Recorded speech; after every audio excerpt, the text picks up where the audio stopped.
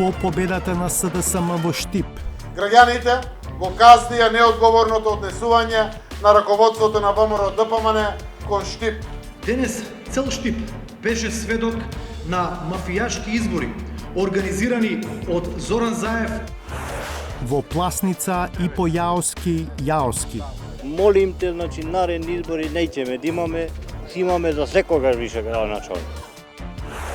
Само двајца сведоци беа дел од судбоносното да на овој пар од Скопје. Не може прослави, нема ништо, ама добро. Здравје. Свадби и погреби во време на COVID-19. Значи, многу се чувствителни овие ситуации. Од стартап до успешен бизнис.